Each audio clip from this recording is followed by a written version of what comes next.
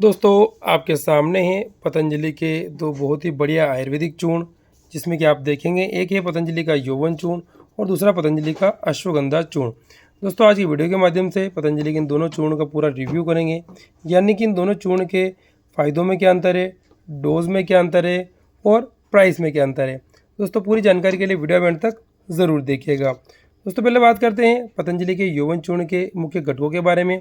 तो आप देखेंगे इसके अंदर सालम पंजा, सालम मिश्री, सफ़ेद मूसली, अश्वगंधा, क्षीर काकोली, बहमन सफ़ेद, लोहबान, वंग भस्म, जहर मोरा भस्म, इस प्रकार की अलग अलग कई प्रकार की जड़ी बूटियाँ मिली हुई है। और दोस्तों बात करते हैं दिव्य अश्वगंधा चूर्ण के घटक।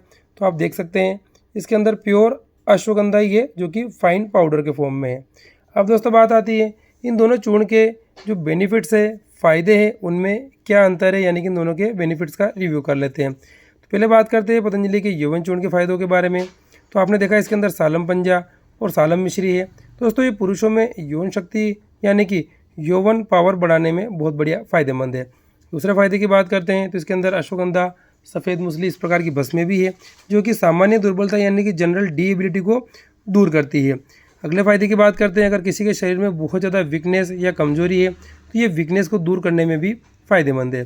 अगला फ़ायदा देखेंगे तो लॉस ऑफ इम्यूनिटी, अगर शरीर में किसी प्रकार की इम्यूनिटी की कमी है जिसके कारण से आसानी से शरीर में कोई रोग आ जाता है, तो दोस्तों पतंजलि का यौवन चूर्ण बॉडी की इम्यूनिटी को बढ़ाने में भी फ़ायदेमंद है। वहीं बात करते हैं पतंजलि के दिव्य अश्वगंधा चूर्ण के फ़ायदों के बारे में। तो इसका सबसे जो पहला फ़ायदा है वो है शारीरिक ताकत बढ़ाने में। अगर कोई भी किसी व्यक्ति के शरीर में शारीरिक ताकत की कमी आ गई है, वीकनेस आ गई है, तो पतंजलि का अश्वगंधा चूर्ण शारीरिक ताकत बढ़ाता है। अगले फ़ायदे की बात करते हैं तो इसके सेवन से तनाव और एंजाइटी ये कम हो जाते हैं। अगर दोस्तों शरीर में वीकनेस या कमजोरी रहेगी तो सामान्य सी बात है, तनाव, स्ट्रेस और एंजाइटी रहते हैं, तो उसमें भी ये लाभकारी है। अगले फ़ायदे की बात करते हैं तो अगर किसी प्रकार की मानसिक अशांति है, उसकी वजह से नींद नहीं आ रही यानी कि इंसोम्निया की प्रॉब्लम है, तो ये इंसोम्निया को भी दूर करता है। अगले फ़ायदे की बात करते हैं पतंजलि के दिव्य अश्वगंधा चूर्ण के सेवन से पुरुषों में नसों की ताकत बढ़ती है, यानी अगर नसें कमज़ोर हो गई है, मांसपेशियों की नसें कमज़ोर हो गई है, उसकी वजह से दुर्बलता, वीकनेस या कमजोरी, तो उसमें भी अश्वगंधा चूर्ण बहुत बढ़िया फ़ायदेमंद है। अगले और बड़े फ़ायदे की बात करते हैं, किसी के बॉडी का वेट कम है यानी कि दुर्बलता भी है और अंडर वेट भी है, तो अश्वगंधा चूर्ण बॉडी का वेट बढ़ाने में भी बढ़िया फ़ायदेमंद रहता है।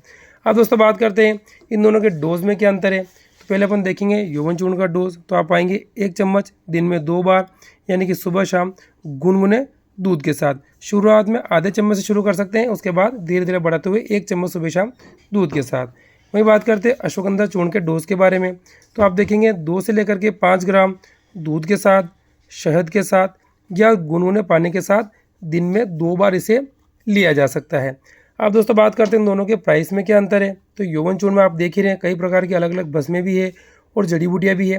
तो इसकी एमआरपी 234 रुपये है, जिसमें कि आपको 100 ग्राम की मात्रा मिलता है। वहीं दिव्य अश्वगंधा चूर्ण की एमआरपी देखेंगे तो वो है मात्र 105 रुपये, जिसमें कि ये आपको 100 ग्राम की मात्रा में मिलता है। अब दोस्तों इनमें से जो भी चूर्ण के आपके लिए आवश्यक है वो अपने पास के स्टोर से परचेस कर लें। वहाँ से नहीं मिलता है तो वीडियो में जो मोबाइल नंबर दे रखा है उस पर कॉल करके या व्हाट्सअप मैसेज करके हमारे स्टोर से ऑनलाइन मंगवा सकते हैं। ओम।